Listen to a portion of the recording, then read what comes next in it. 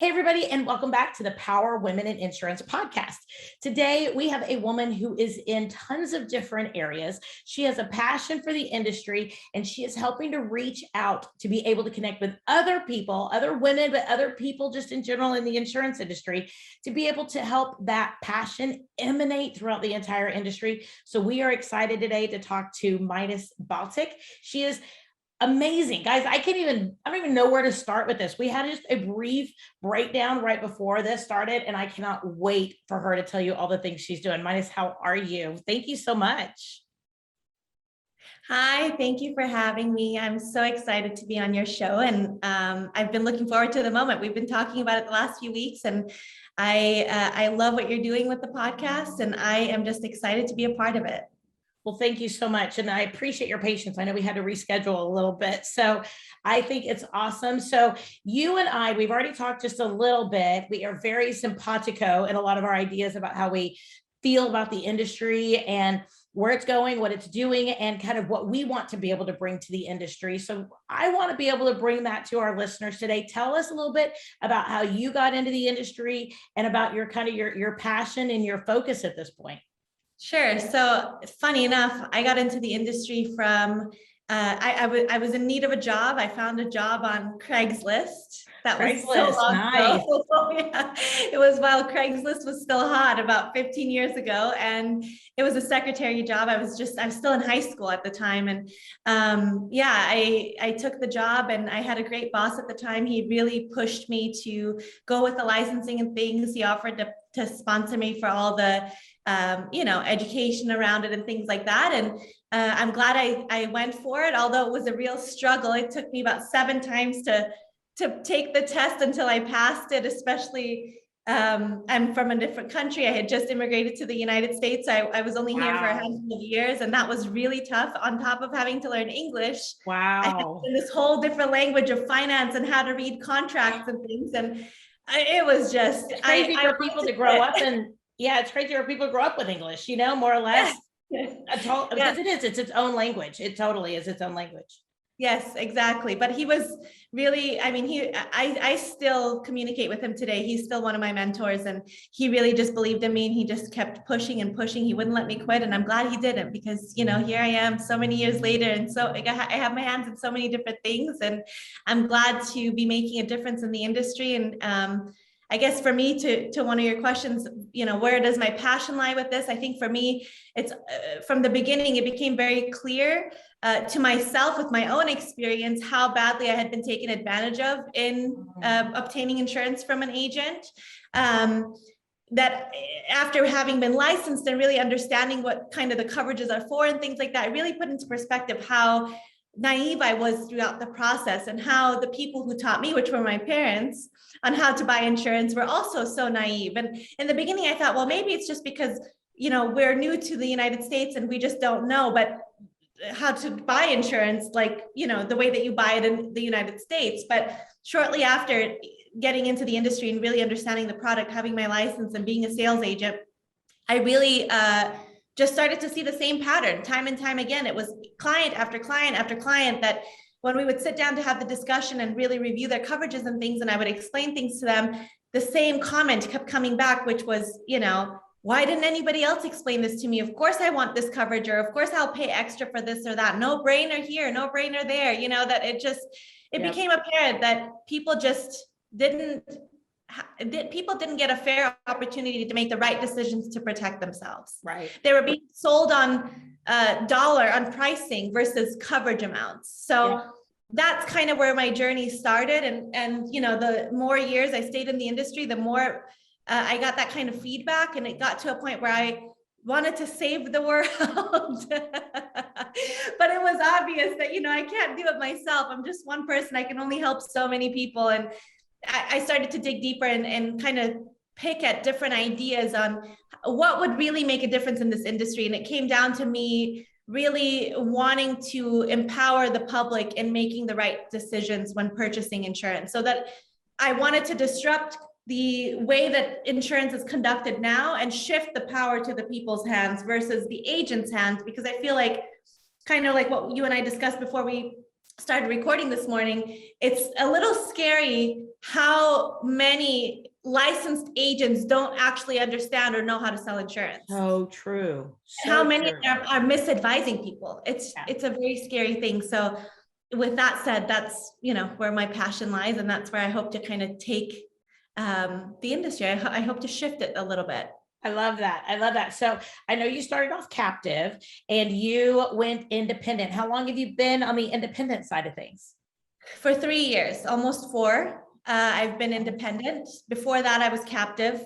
The captive world, coming from the captive world, was a very interesting experience on its own because, depending on which company you go with, I was with one of the main ones that kind of subliminally coaches you, brainwashes you into believing that, you live the company, breathe the company, everything about the company is the best, you have the best products on the market, yada, yada. And it was kind of funny coming out of that because it was a culture shock to come to the opposite side in the independent channel and really realizing I had this moment where it was just like, wow, I don't have to push certain products onto people. Like I get Wait a minute, I don't have minimums I have to make in different areas. What? I mean, you do, but I mean, not necessarily in the same way. Yeah.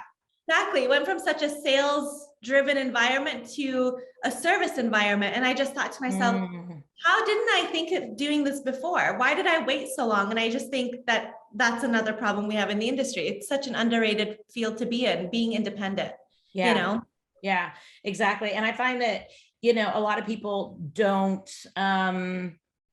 help each other when they're independent as much because there's some concept of like we're competitors or something, where we're really not. I always say we live in a really, really, like I live in Dallas, right? I mean, I live in one of the largest metroplexes in the entire United States of America. It's not like I'm in a little podunk area, and even then with technology and the way that things are these days, we can be licensed in multiple states, multiple areas. We can do business virtually. We're not stuck with our neighbors walking into our offices anymore, right? We're not a regional business. And I think that when people really break out of that and they see themselves as a dynamic business, not necessarily a little on the corner next to the CVS type thing, trying to get walk-in business type of business, I think it changes our mindset to where then we do help each other. We do partner with each other and want each other to succeed. And I think we're seeing a little bit more of that.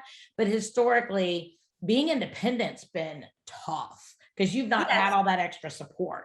You know what I think really caused that shift where now people seem to be a little more open and helping each other and supporting each other through, difficult times, like for example, with the pandemic. I think it was the pandemic itself that really shook the ground for a lot of people, that made them really uncomfortable and made them have to somewhat start over in this new tech era field that they weren't previously familiar with. And so suddenly those walls they built up high for so many years crumbled. And so they found themselves in this position of newcomers coming to the industry where they just thought, okay, how do I do this? Or how do I do that?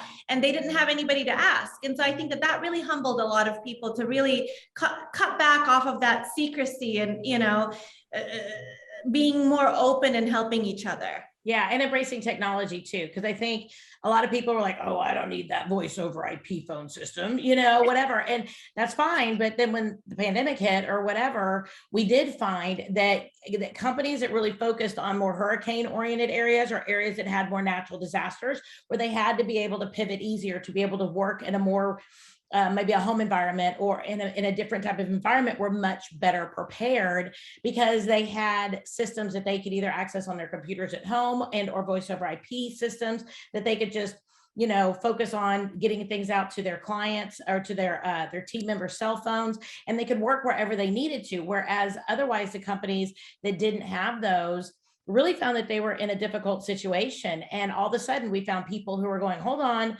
maybe I need to give this whatever technology a little bit more of a credence, that maybe it is something I need to be able to pay attention to. Absolutely. Exactly. I agree with you. I remember looking back on what the time I opened my agency in 2018. It wasn't 1988. It was 2018. Yeah. When I first went independent. And at that time I had made the decision to go fully digital. And I was encountering just one after the next, territory rep to carrier licensing department to this, to that. That was just like, you can't do that. What do you mean you're fully digital? That's not, we don't approve of that. That's never going to work. And well, how are you going to get leads? And how are you going to do this? And how are you going to do that? What's your business plan? Just all these funny things that came up. And I was thinking to myself, guys, it's 2018. This is exactly, I mean, look how far into technology we are now. Everybody's got a Facebook. Yep. Majority of people have iPhones. Like that's the reality of life, right? So if you've got an iPhone, you've got apps on that phone. Why are we stuck in this analog era where we're forcing people to drive all the way across town to sign a form or to pick up an ID card? And then I started asking these questions and I would be like, well, I'll just text the ID card to someone. And they would be like, you can't. It's not a scanned copy. You have to scan the copy. I was thinking to myself, hold on a second, a scanned copy is not the original either. Hello. Right. Whether I get it over fax or email, what's the difference of getting it over text? So I did it anyway. I mean, I don't encourage anybody else to break rules unless they're really sure of doing so. I went through a lot of heat on that. I really, really struggled in the first year because again, the concept of being digital was so new to a majority of the marketplace that everybody was against me. And that was already somewhat disruptive to the traditional way things were done. And so I really didn't make a lot of friends in the beginning. I think I still struggle with that a little bit. A lot of people just think like, kind of like, who does she think she is? She's doing this and she's doing that. And people don't like the unknown. People don't want to support something until a whole crowd supports it. So I've been somewhat of a lone soldier in this environment. I'm sure there are other agents that are going through it. I just haven't met them.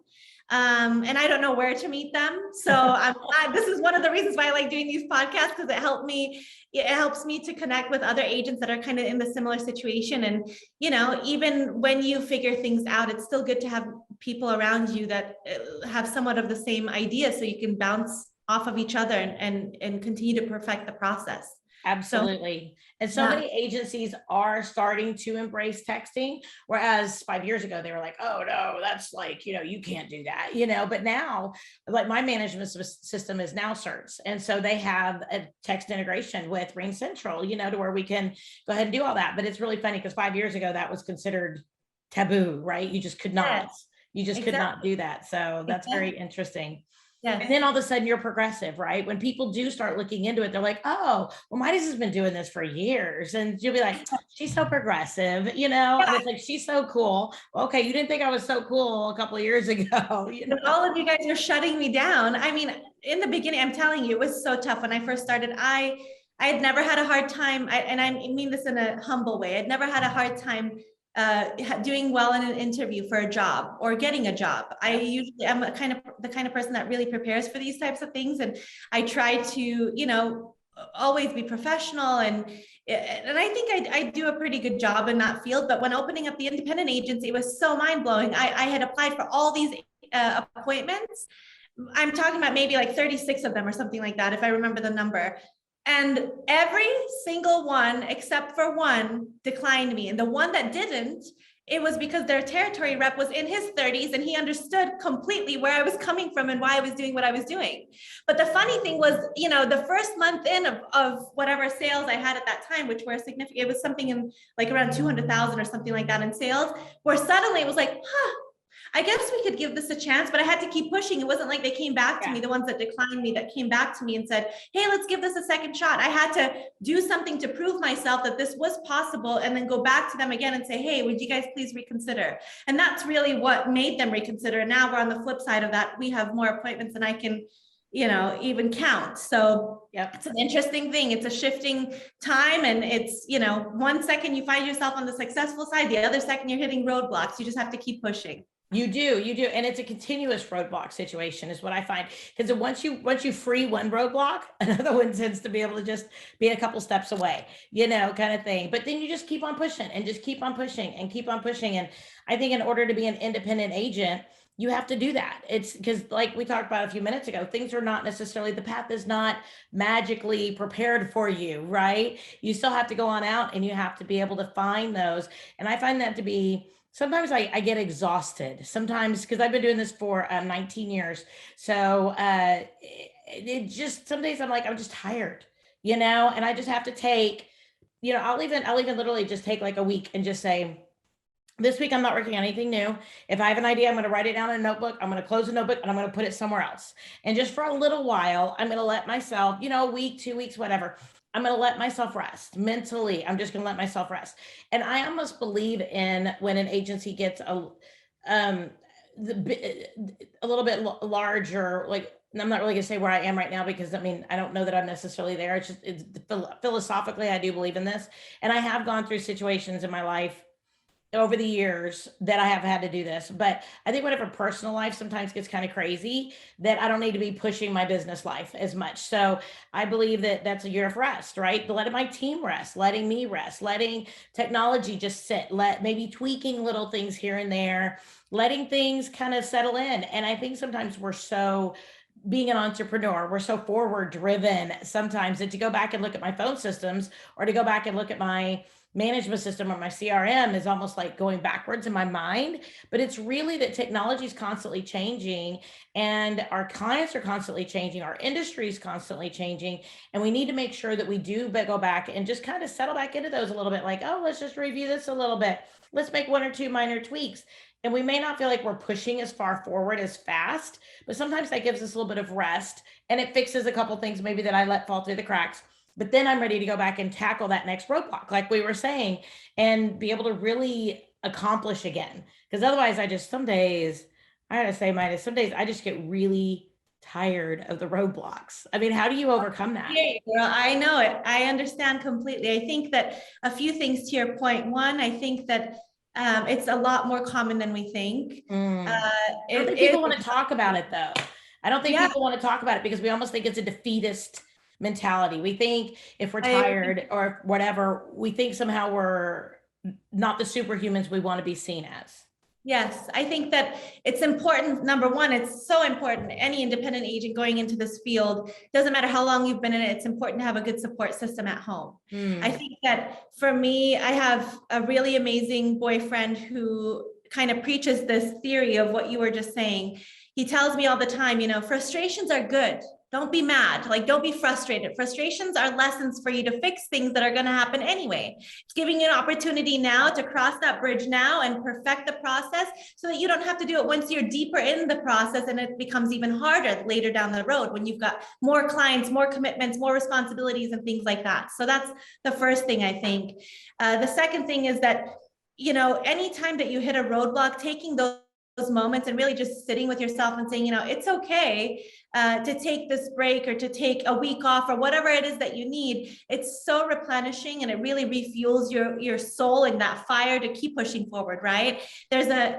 My mom actually recently sent me this quote that was something along the lines of like, there are people who are intimidated with your progress just the way you are now. And here you find yourself at times doubting yourself and your abilities to keep pushing forward. It's a really good perspective to have, because even as far as you've come now, it's likely, intimidating to a lot of people that are around you, and it's already enough. Anything extra on top of that is for your own sake. And I think as long as you kind of keep that close to your heart, that you're doing this for you and not for a specific result or an acknowledgement of some sort of group of people or something like that, that you're doing this because it makes you feel good, then you're in the right place to continue going. And I think I think this is a good bridge to bring up my insurance school too, because some of the struggles you're speaking of, like being an independent agent, it's so there's so much information. I mean, it's overwhelming. You don't know what to kind of look at, where to filter things and stuff like that. So you find yourself in a situation where you're like, okay, there's a million resources. Which one is the right one? Or True. Which one is the most trusted one or something like that. And one of the reasons that I created the school, there's two parts to my insurance school. Insurance School by Majdas Touch is the name of it. But one part of it is an agency school. And what I'm trying to accomplish with that is to give people the exact tools and blueprint to be successful in specific categories of our business that they want to thrive in, so that they have a true, direction in which areas work best, which don't. At least, I share my own process. I don't know if I can only speak for what has worked for me and the people I have helped. And I am sharing the kind of information that I've seen proven through the process of helping others and implementing this process and so many other agencies, that's what I'm sharing with people. I'm sharing things that have been successful, not just for me, but for people I've worked with as well.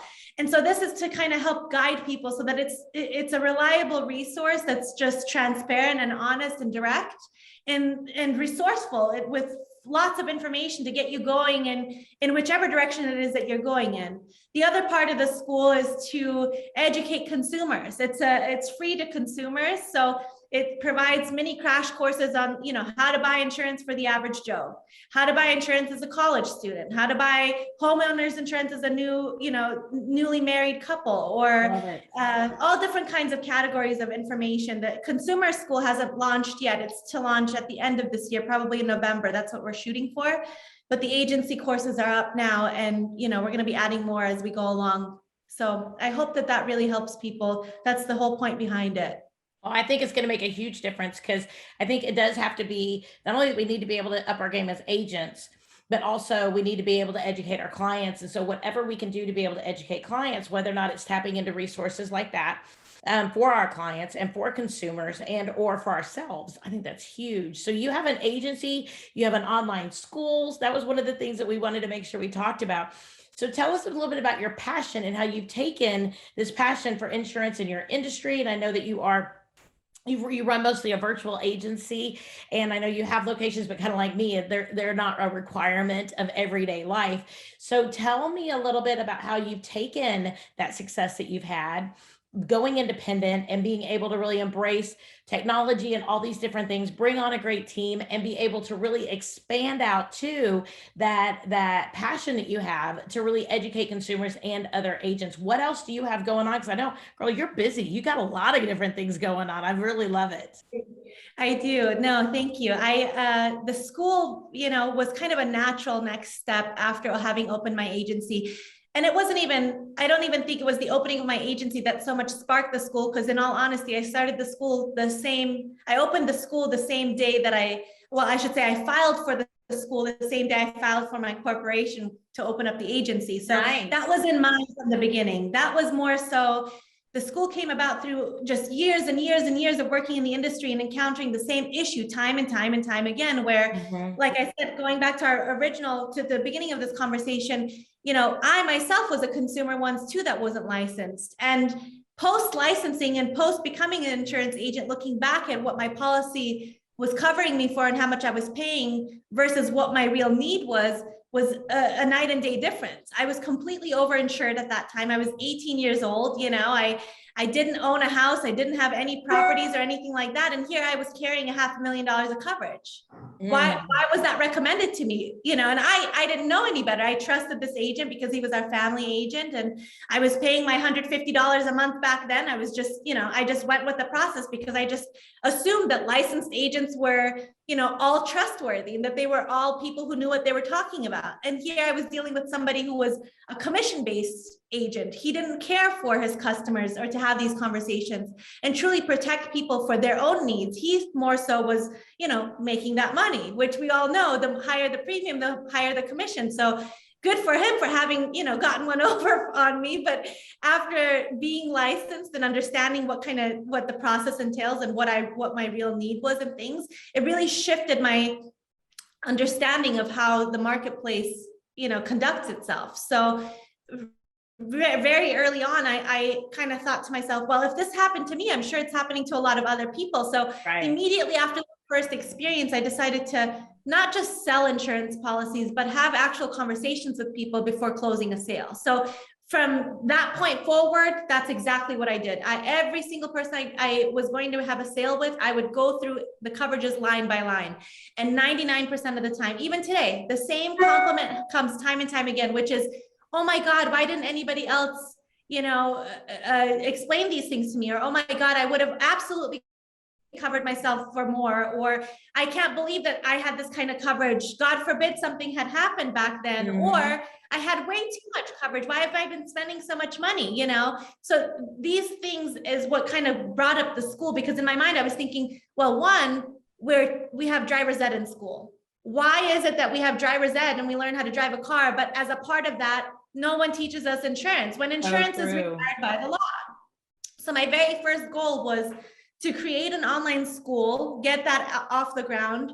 My next step, which I've completed that part. Now the next step to that is once I get the consumer course for auto launched, hopefully by November, I intend to take that to the state to see if we can pass a legislation for high schools to teach a 30-minute free, I'm going to donate the program to the schools and teach a 30-minute free course on how to buy auto insurance and what it's for. I think that would really make a difference in the marketplace with, young people entering adulthood and having to face some of these responsibilities. At least they'll have somewhat of an idea of the concept of what insurance is for.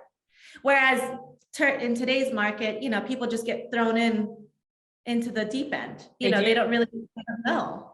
They do. So, and they don't know how to pick a good agent. So that's where that end of it started. And it's really been fulfilling to provide this material to people, because again, every time that somebody comes across it, they're just like so thankful. And that's overwhelming to me. I think that that's the purpose of us insurance agents. And I wish that more agents did these things. So that's why, as a part of the insurance school, there's an agency training side for team members and offices to restructure their operations and really work on the more honest side of the spectrum versus the sales side of the spectrum.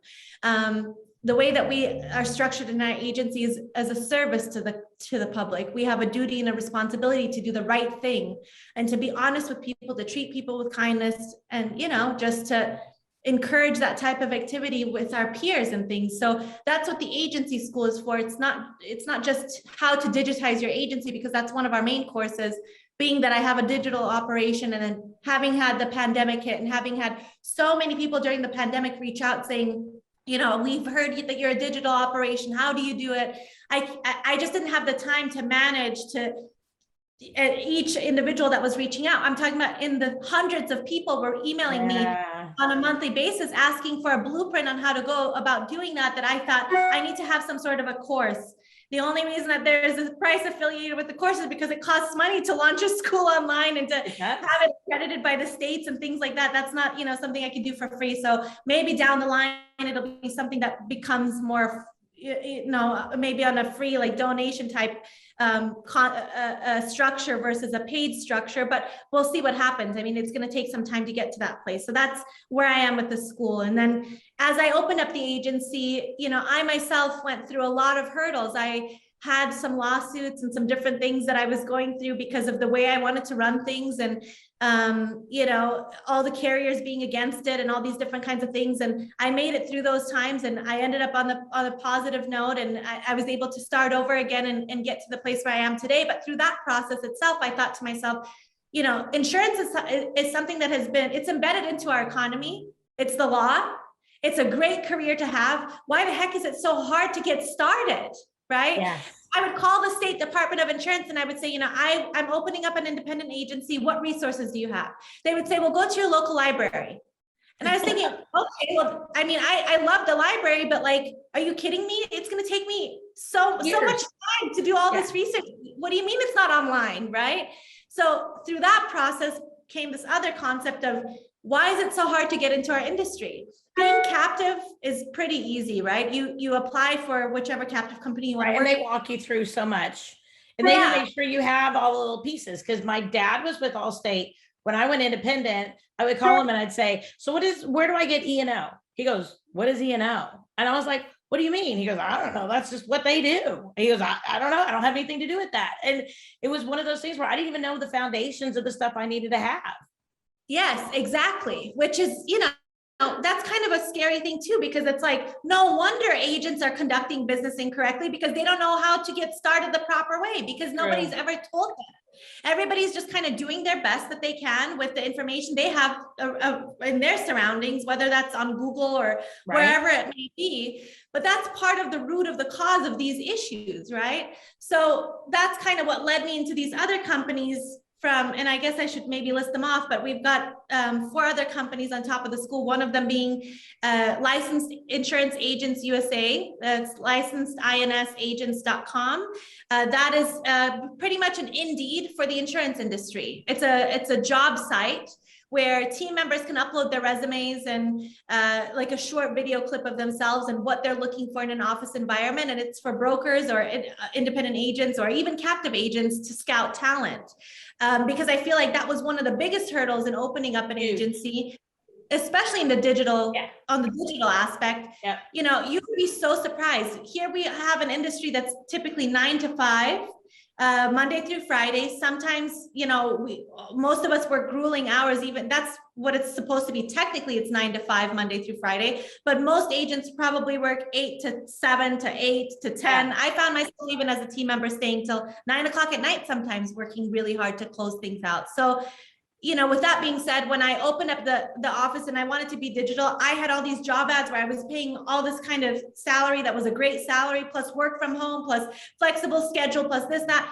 And most of the feedback I got from the marketplace was, you know, I don't know that I want to work digital. This is so new. Well, who else is doing it? I don't know anybody that's worked remotely. And I was being unsuccessful in hiring because simply for the fact that these team members had never had the experience of working remotely, so they couldn't envision what that was like. Right. And that was just so mind-blowing to me. So, you know, I kept thinking to myself, where do I find these agents? Where am I going to find helpers? And I was, you know, doing the typical job search, Indeed, Monster, local not Craigslist, the local classifieds and, you know, LinkedIn and stuff like that. But it was still taking too much time. I'd hire a person, they'd stay 3 months and, you know, turnover was high. They'd leave. I'd have to hire another one, waste a bunch of time, spend a bunch of money, and they would leave again. And so that's where this concept was born, of having a local place where all insurance agents could connect with each other. Hopefully office owners can find the right type of team member for their environment. Team members can also have some input on which kind of environment they want to work in, because that's equally as important. So that's licensed agents. That's the company Licensed Agents USA. And then from there, we've got another company, which is, it's called Ian, Insurance Agent Networking. It's insuranceagentnetworking.com is the site, which provides curated content for insurance professionals for social media. So it's a content library with customized posts and things that we've created, with over 800 different posts available that people can register for the site. And it's branded content for your own business with your own logo, your own color scheme and things, for you to just be able to post content on social media. Because I know a lot of people struggle with, what do I post? Coming up with that content. So rather than them having to kind of think about it, we've created all kinds of different templates that they can customize to their own agency and, you know, repurpose for Instagram, Facebook, LinkedIn, whichever channels they're using. So I think that will be something helpful for people who are looking to market themselves in a more, you know, streamlined way. So that way they don't have to spend so much time on coming up with this content. It's there for them. And then we've got the digital insurance broker solutions, which is the DIBS program, Insurance DIBS. What that is also kind of a school program. It's designed to help you take the first step into the direction of opening up an independent agency. It leads you from A to Z, from how to obtain business licenses to how to get licensed in different states, to how to obtain appointments, how to structure a business plan, how to hire team members, what software to use, all kinds of stuff. So it's a full-on program to help people become digital insurance brokers. Okay. And that's more so for people who are new to the industry. We have digital courses for agents who are already in the industry in the school. And then obviously we've got the office, the insurance office, you know about that. That's the whole reason I'm here, right? So the insurance office runs 100% digital, and that's been an interesting field to be in. It's been a really fun and exciting time. It's been really fun and exciting to help others bridge into this space and really kind of understand that the possibilities on the internet are much more vast than being a local agency. There are no borders in your community when you're operating digitally. You can, your reach is so much farther, and your, you know, ability to help others is so much bigger, and your income, therefore, you know, for us, it quadrupled. So it's been a great thing, you know. I hope that others can benefit from all of them too. Absolutely. And I love how you're taking such a educated and a team approach with agents and consumers, because it is such a well-rounded approach to being able to help the industry just overall. I mean, from clients to professionals, you know, and I love that you're really doing that across the board for everything. And it all kind of spawns from your agency experience and the things that you wish you would have had access to. I think that's Exactly where it phenomenal. comes from. That's Yeah. exactly where it comes from. And I think that's the best place is, you know, having a pure understanding from your own perspective before trying to give others advice on it. Because I've been in the situation where I've had other people try to tell me and lead me in the right directions, but they've never done it themselves. It's just their opinion versus mine. And Yep. here I am, someone who's actually gone through the process and had the trials and errors. And I'm coming up on the other side saying, look, this is what I encountered. This was my problem. Here's a solution I hope that helps everyone. Yeah. Yeah. I think that's important. Have you guys found that a lot of agents are very open and receptive to that? Have you been able to really connect with agency people, owners, you know, CSRs, whoever it is who might be able to get on out there? Have they been pretty receptive on that? I think it's super amazing for the industry overall. Thank you so much. I think that we still are lacking some exposure. I think that the people we've been exposed to on the digital side, so ever since the school has become an online school, it's been a little bit of a struggle. I have to be, you know, candid with you on that. I don't want to inflate something that's not real. I'm an honest and transparent person by nature, so I'm going to share that with you.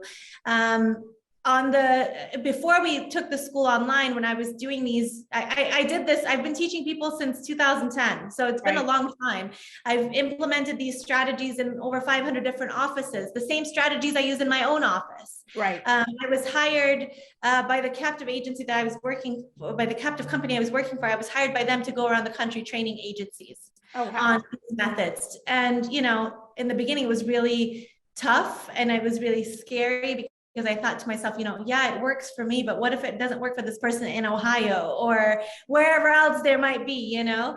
So very quickly, though, it became apparent that it wasn't just something that worked for me. These are just logical, common sense methods that helped everybody. So shortly after getting going, it really became apparent that this was a product of something that I could help, you know, a lot of people with, not just individual agencies in certain zip codes or states and so forth. So when the school wasn't digital, we had a lot more traction, but ever since the pandemic hit, having to flip everything to be online, I think there's a little bit of hesitation still. And maybe it's before its time, I don't know. Well, that's to be determined, right? But I have a lot of hope. And I think that, you know, once people really understand the purpose behind all of these ideas, I think that it's kind of a no-brainer to participate. Yeah. No, and I completely agree with you. And it's probably just, you know, a little bit of time to be able to kind of get its feet up underneath it. And I think a lot of really good ideas and a lot of really good passion behind it and a lot of good, I'm sure a lot of good content. And I know that I'm going to go check it out. So, and I know that too, your insurance, like you said, the Indeed portion of that business sounds really important too, because I know that as a business owner, that's one of the hardest things is hiring. And it's really also finding people that have the skills and or the heart that you have, because that's very hard. You can't teach that. You can teach computer skills, but you can't teach the heart.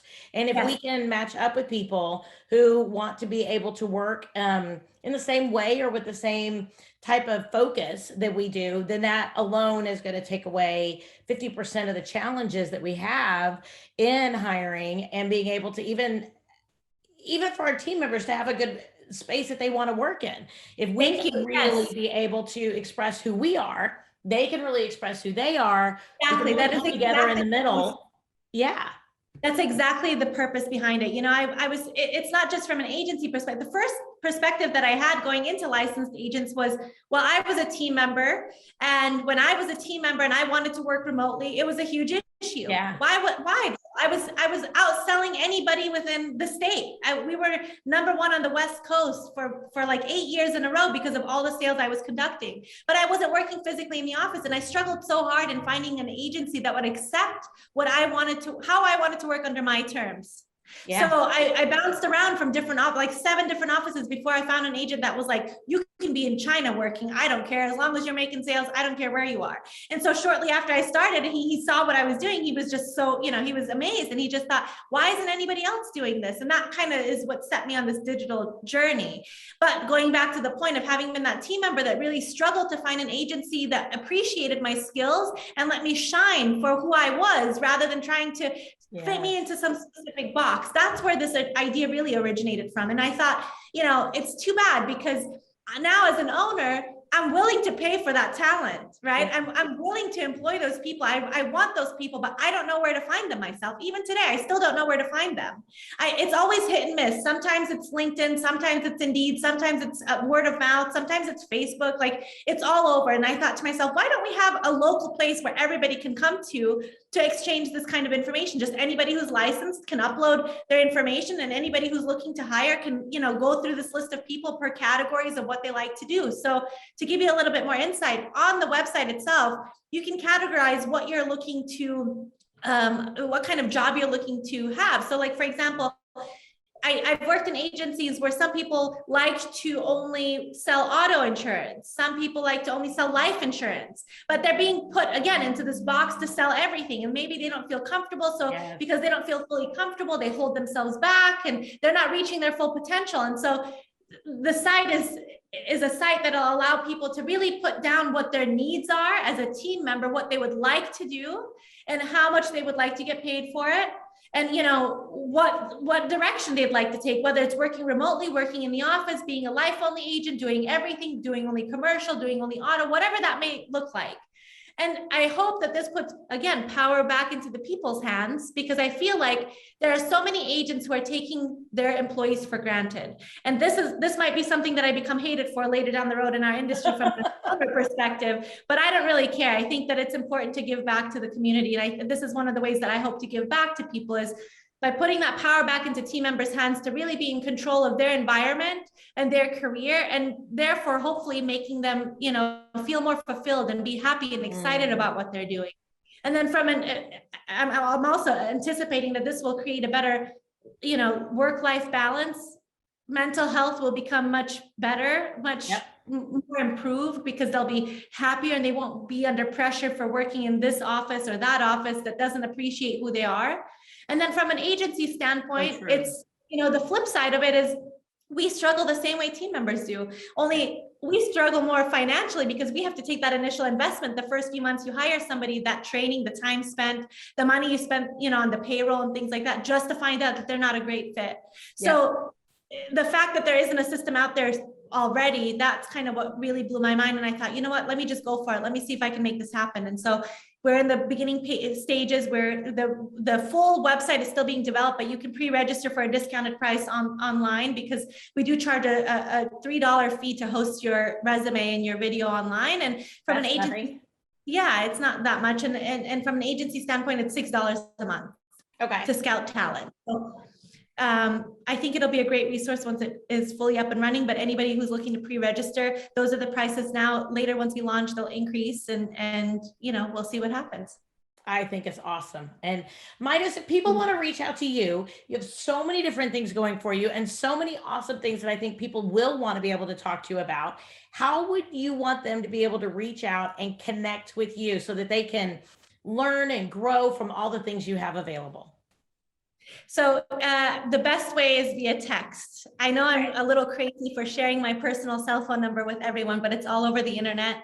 We have a huge social media presence. It's all over my social media. So anybody looking to get in touch, my phone number is 310-990-6778. You're welcome to text me. Text is preferred only because I stay so busy. My phone constantly is blowing up. Text message, I get too much quicker. And text with your questions or anything that you need, and I'll see what I can do to help you get into the right direction. I love it. Thank you so much for taking the time to be able to talk to us today. And you know what? How about if we have you on like in another 6 to 8 months, a year, something like that? Because I really want to see where all this is going, because I think your timing is perfect with where the insurance industry is.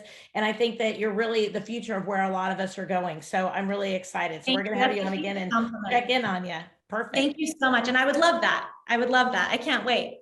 That's awesome. Well, everybody, thank you so much for joining us today. As we talk to Majdas, and she actually goes by the Majdas Touch, which I think is fabulous. I wanted to make sure, I don't think we really mentioned that, so I got to put that in there because I'm sitting here thinking that I love how people, how you have specifically created that very, very memorable thing that really connects you to people and something very familiar in our society and our community. So kudos to you on that too. I wanted to throw that in, but Thank you. Trust the Midas touch. Trust the Midas touch.